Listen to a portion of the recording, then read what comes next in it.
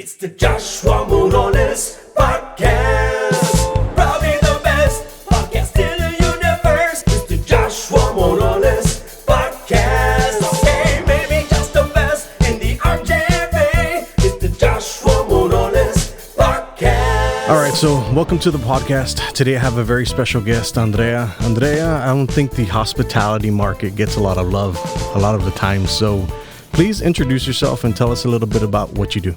Sure. And it's funny because hospitality shares so much love. So I'm the Director of Sales and Marketing for the DoubleTreeSuites Hotel by Hilton. And I've worked here for 16 years. I started as a sales manager. I was a sales manager for 2 years and then grew into my position. I have over about 25 years in the hospitality industry. I also worked for private clubs, country clubs, dining. And so service has always been a really big part of my career and passion. I think one of the things that's going on now is people are scared. Sure. What do you do? Do Governor Abbott opens up certain parts, and do people still want to go out? Or what's going on? There's two sides of this that I always see is opening a market and stimulate the economy, or opening a market and people get COVID. Yeah, I see that too. I think that people should still be able to do certain things and just be safe. Wear a mask, continue to have your good hygiene. But for us, what we're seeing is more of that leisure market. There may have been some people that may have gotten their stimulus or a little bit extra income with unemployment. And so people, I think, just need a little break. So there has been people that have come out here with their families, and certainly that's one of the areas that is the first to come back is the leisure market. I don't know about you, but I don't know that I want to be on a plane right now, but I have gone to the beach already with my family. As cautious as I am, it was a little bit scary a bit because, when your daughter is like, Mom, I have to go to the restroom and you're at Stripes. Yeah. We're not going to the restroom. How do you do that? We didn't do that pre-COVID. Or going to the hotel and, thinking about the elevators and the cleanliness, and the hotel we stayed at did a great job. And that's where the future is really heading, making sure that you're going to stay at a place that is going to have all those precautions you saw when you came in. Right. Obviously, we're here at the DoubleTree. Welcome to the hotel. And making sure that the sanitizers are there and the wipes and everything, so that people feel a sense of comfort and clean. And that's kind of where it's heading in the industry. Hilton has come out with a partnership with Lysol, so that is really big for our brand. Marriott, Hyatt, you name it, the majority of major brands have come up with a really great plan for cleanliness and also just making sure that, you wait a couple of days in between, when the guests stay, little things like that, are some of the precautions that. Yeah, it's the first day that the beach opened, we took our family out there and they made us wear masks. I was one of those. I was like, we need to get out of here. But we went and every 10 minutes, it seemed like either police were driving by or the lifeguards to making sure you had your mask. But the week after, on Saturday, there was 27,000 people that went to the beach, 8,000 on Friday and 6,000 on Sunday. Everybody wants to get out. I get the leisure part. I get it. And I was listening to a video earlier about a hotel brand that was running at 10% occupancy.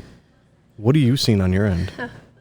So this pandemic, unfortunately, has affected hotels globally. So it's not just a regional thing.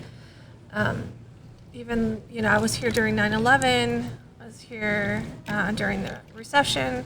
We've gone through, so many things, including what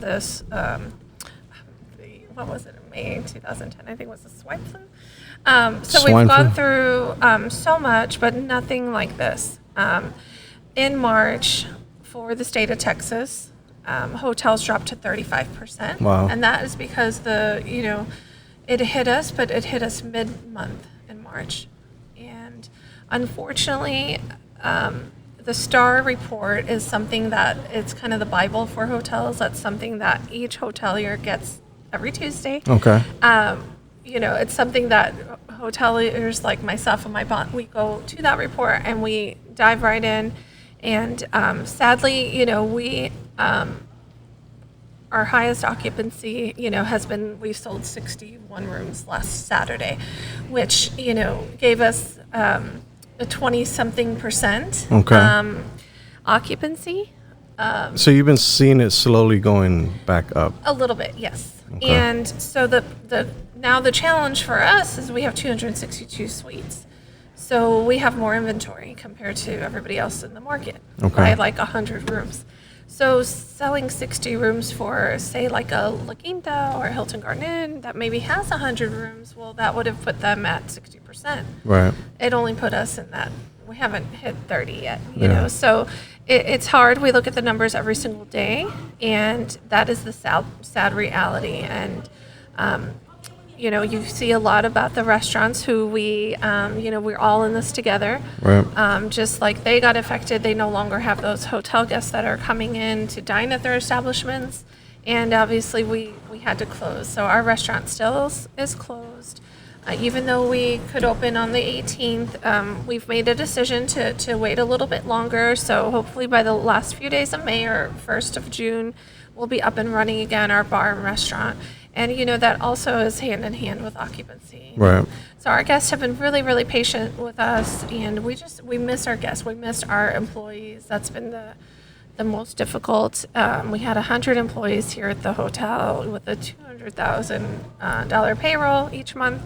And then, we went down to 15. Wow. So those were really difficult I remember days. seeing one of your posts, you posted about the bellman.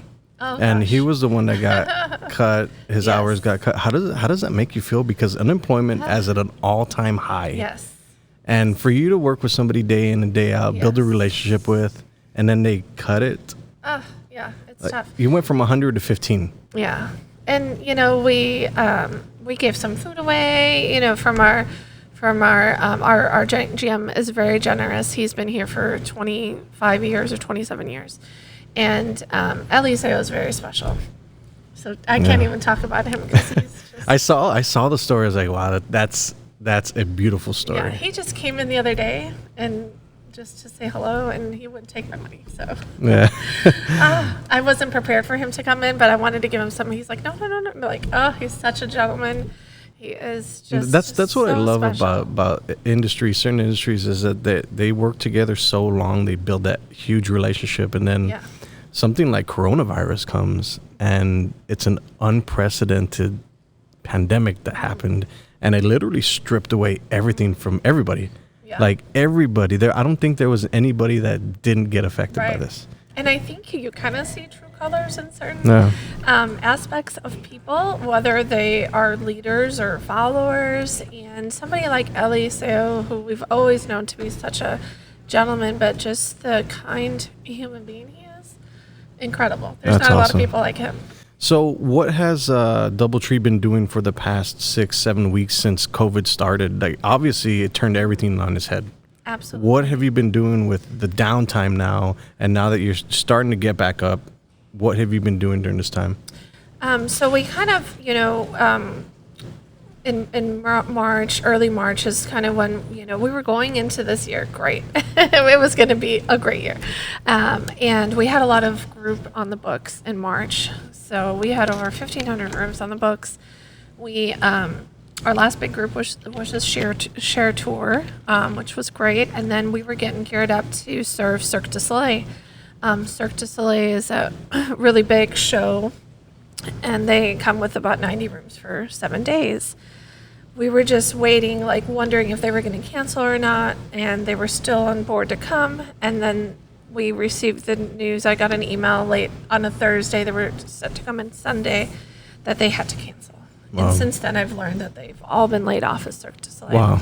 So that was a really big piece of revenue. And then on that Friday, everything just started, like reservations, just one after another. We couldn't keep up with the cancellations.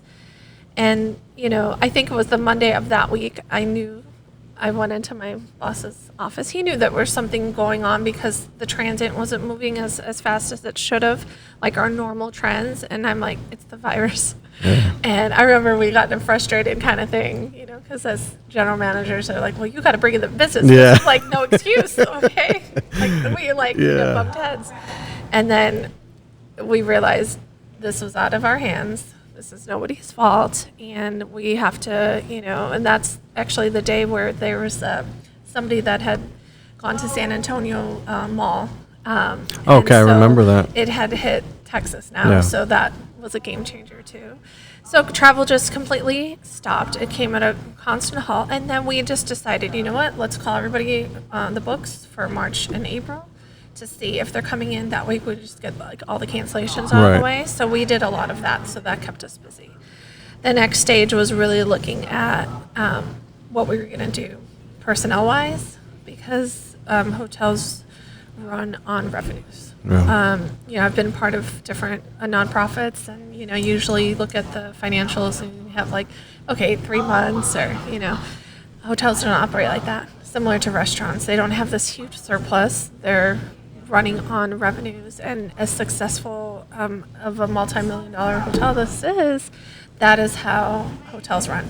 Right. So that is what we started doing, kept really busy with that, but you know, I was also trying to be very supportive of the team, you know, people knowing that, you know, you may be cut soon. Right. That feeling of no one's safe, or thinking one day you are safe and then you may not be safe. Is the hotel going to close? That is what was going on for several days, and my boss would just say like, oh my god, I'm gonna throw up. And I'm like, it's okay. It's a very interesting time, because I mean, a lot of people think they have job security, but there's really not. Really not. And then something like this comes along, and it just like justifies our, hey, like, what are we gonna do now? And we've seen it. We've seen colleagues. You know, we lost a lot of people, and it is difficult, and so that was really difficult. And then once then you start like, okay, you're part of the skeleton crew, and you have to work just that much harder. Yeah. So personally wise, I wanted to, well, you know, I had a team and no longer have a sales team, right? So I'm there by myself in my little corner of the world.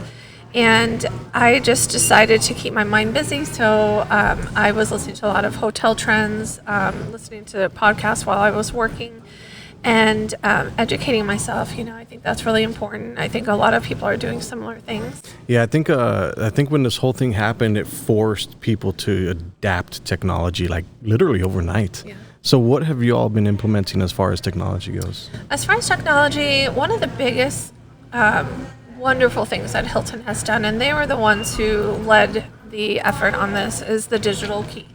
So the digital key is super cool. You download the Hilton app. You have to be a Hilton Honors member, and you literally can pick your room. It has a legend or a map that you can pick your room at what floor you want, and what, you know, if you want a corner or by the elevator or away. And you can check in with your phone. So it's like the coolest thing. Nice. So you just, like the image comes up and you just stand in front. So it's a touchless, keyless thing. So that's great for the front desk. Interesting. It's great for the guest. Minimizes the contact. Yeah, you can open the door, the exterior doors as well with that. And so it's very safe for the team. But that is definitely one of the great things that Hilton's done pre-COVID. That was the way to do it, and I think there'll be more technology like that. You know, one of the places or companies that I respect a lot is Chick-fil-A. I mean, you know, they're always good with service, and they had the curbside thing. They got it down. They have it down perfect. If we could just get all the restaurants and everything down like Chick-fil-A style, I think we'd be in great shape, because, you know, I've been really trying to support the restaurants, and, you know, especially local. You know, we've done that, and it's been great experiences. Yeah, I always ask this to everybody that comes on the podcast. When does it become too much that we can't support local anymore? Like, restaurants already opened up to 50%. Bars are starting up to 25%. People are out of jobs.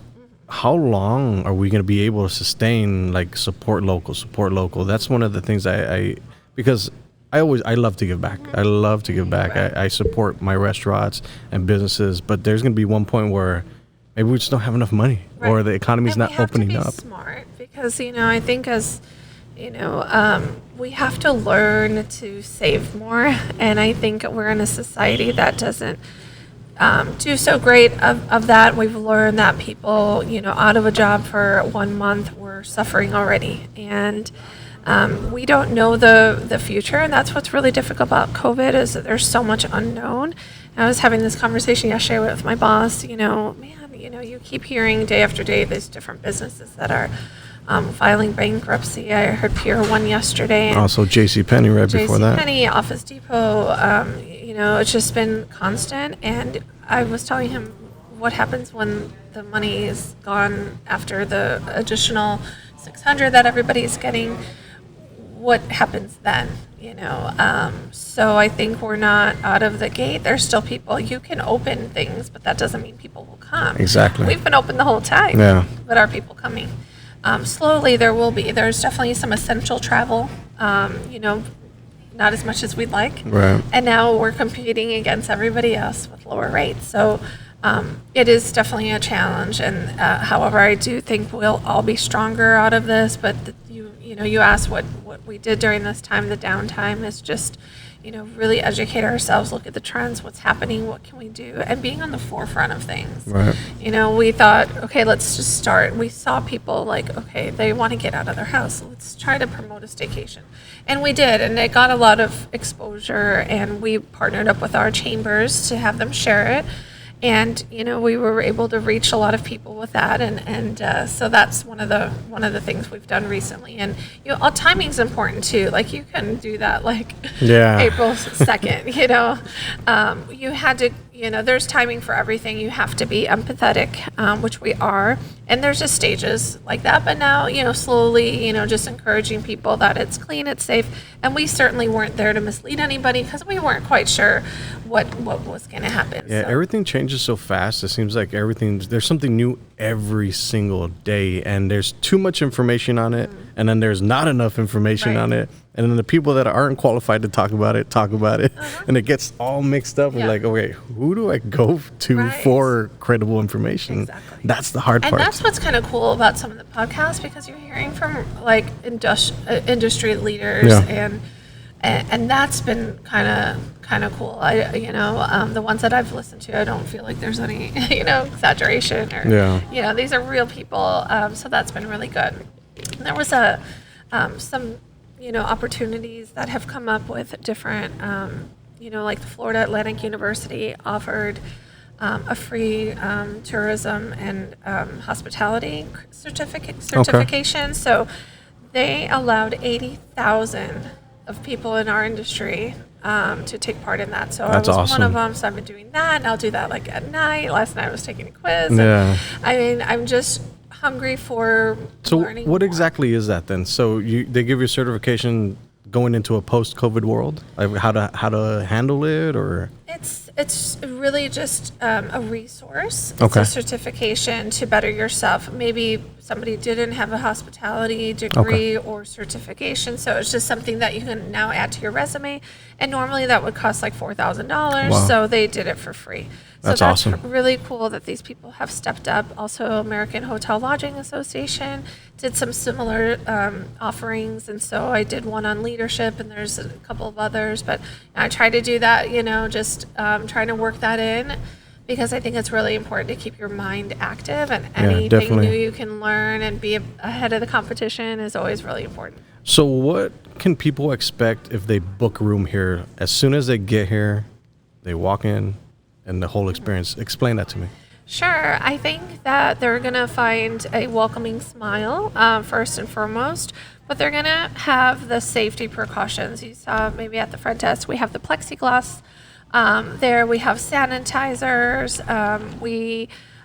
Then you go to your elevator, and there's also sanitizer again, and then you have a clean room. So we had to take away like paper products, so like the TV channel guide and HBO little pamphlet. We had to take out the little pads and pens that was required by Hilton. So and now the cleaning regimen is different. And so Hilton came out with a 10 points, which is like the 10 things that are touched most in a room. And which are those? Control, Remote control. And your light switches, things like that, your lamps and the coffee maker, so definitely on those. So that really gives people a sense of like, okay, this is great. And I think that people will lean towards, that brand to ensure that those things are happening. Yeah, I think there in every industry there has to be a leader that is paving the way to be able to go into a post-COVID world, because there's no protocols. There's none. There's not too many resources that are being created per industry. Like Right. This is what happens when you open up a restaurant post-COVID. These are the steps you follow. These are the Right. new sanitization rules. Yes. There's nothing like that. Yeah. So it's kind of like, or it's free for all. We Like have to rely on, that what the state kind of gives you some guidelines, but there's not, like you said, a lot of details. So Texas Restaurant Association has been a great resource for us, and so we're gearing up for that. But we take it very seriously, and to begin with, our chef has the cleanest kitchen probably in town. That's awesome. So he's always been very prideful of that, and we'll be welcoming him and our food and beverage director back next week. So Awesome. we're really excited with that. So let's talk about announcement. that. What's the hiring process going to happen? What is it going to look like going forward? Well, it's all about occupancy, and unfortunately, I don't think we'll be where we were at for a while. For sure, not this year, and I guess optimistically, maybe 12 months, but it could take longer than that to recover. And one of the things that's hardest to recover is the ADR. So I talk a lot in hotel terms. So that's your average daily rate. Okay. And usually that takes 4 to 5 years. I heard somebody say yesterday it was going to take 7 years. Wow. I think in our market together we could, collectively come together, and hopefully that amount of time won't be the case. But when you have everyone's selling under $100 right now, it's difficult. Right pre-COVID, we were selling at 174 on a Tuesday, Wednesday. Wow. So and Embassy was at like 200. Our biggest competitor. So now that we're in the 90s, is the reality of every room counts. Interesting. It really does. Wow. So it's all about occupancy, and I don't think we'll be 100%. I don't know that we'll have 100 employees again, which is really sad. I mean, hopefully we will get a big amount back, and we have we've gotten a couple people back, and it's so nice to see their face when they're here. And I'm like that crazy lady, oh my God, hi, and they're like, hi, but it's so nice to see them. It is still hard because we can't hug everybody like we want to. And some fist bumps, elbow bumps. Some elbows, but it's really just so great to welcome people back, and so hopefully we'll do something special for the chef and our food and beverage director next week, just to welcome them in a great way. That's awesome. So who are you seeing coming into the hotel right now? So we have a little bit of group, which is a long-term group. They have really created a nice little base for us, so I don't want to get into details on it.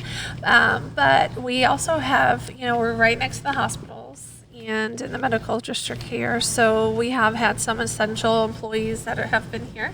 So we've had physicians and nurses, and some people are great and communicate with us and say, you don't need to clean my room until I check out. And we've had a lot of leisure, and that's really been the first thing to come back. I think the hardest, people that are gonna take the longest is like our companies that are maquiladoras, across the border. It's really important. Like, we're always listening to the news, and keeping abreast of things. And so yesterday, the announcement came out that the U.S. Mexico border would still be closed until June 22nd. Wow. So is that great for us? No. So and actually one report said indefinitely, but they're taking it a month at a time. Right. And so what percentage of what was your rooms being taken from those people? So from across the border? There's a Mexico leisure market, and which affects obviously our shopping and food and hotels.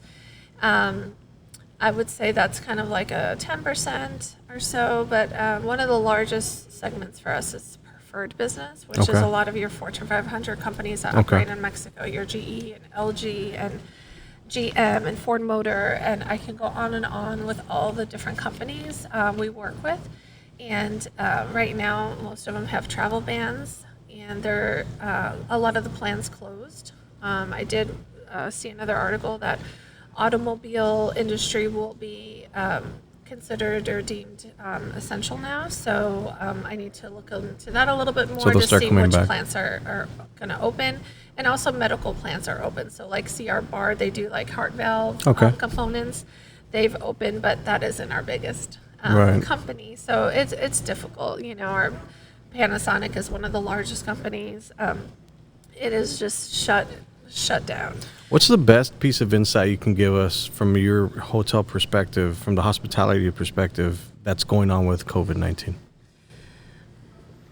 Best perspective. I think that, we hear a lot of bad news every day. Yesterday and this week, I heard that the Hilton Times Square gave their keys back to their lenders. Wow. And that's in New York. And the Marriott Times Square just did the same yesterday. Wow. The hardest hit hotels have been luxury and full service like us. We have so many rooms. So the ones that survived a little bit better right now are like your extended stay properties, your Staybridge and Residence Inn. They might have a contract with the government. There's like a lot of National Guard in the area and all the way through Cameron County. So that those contracts were great that they had, or some hotels have airline business. So that is something that creates base. So that's been good with those properties. But the perspective is just trying to do our very best, making sure that we sharpen our skills and make sure that when we are hiring back, we're hiring the best possible employees that we have. We have so many great employees. We actually received an award this year. That's awesome. It's our second one for Hilton. It's called the Pride Award, and it's for the best of the best. And it's out of 500 hotels in Doubletree. And we're so proud of that award. But we found out like in the middle of March last year when we got it. I remember calling my boss. We were like literally like crying, like check the email again. Did we read it right? Did we really win? And this year it was like not celebrated or anything. It was like we just like, oh, by the way, we won. Yeah. I mean, it was such a, but when we get our team members back, I'm sure there will be a day we will celebrate. But you don't really find award winners that are 35-year-old hotels. That's awesome. And so I give all the credit to our team. Our employees are the best. I mean, really, we have a culture that is very unique. That's awesome. What's the best piece of advice that you can give a struggling business or a hotel right now? I think it's important to be really positive and, because being fearful or, that could come off as, not very soft or warm and welcoming. And it is really difficult right now in the hospitality industry because we are the happy people. Yeah. Think about Disney. We're the happy people. We're here to make memories special for families and for businesses. All the little things matter, which is our motto. So I would say just stay positive and stay sharp. Every reservation might be an opportunity.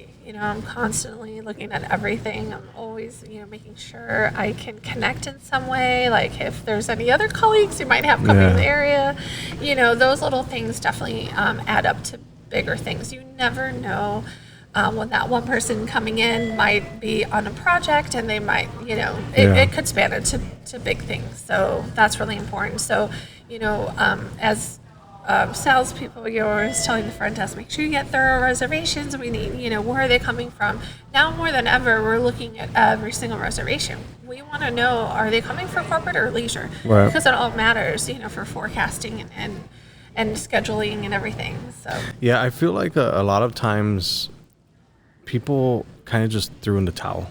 Like they got tired. Yeah. Like, I can't do this. I have to adjust to this whole new coronavirus, everything that's going on. And a lot of people just threw in the towel. And a lot of people were like resilient. They want to get back to normal. Yeah. So a lot of people are like either or. I've seen that. What do you see on your side? I just feel like I'm very self-driven, but I'm ready, of course, for the business to come back. But I don't think it's just going to be normal. And I'm not one to give the towel, so I don't fit in that category. We're going to fight for everything we can. And as salespeople, you always have that feeling of responsibility for people, and that's a tough weight to carry.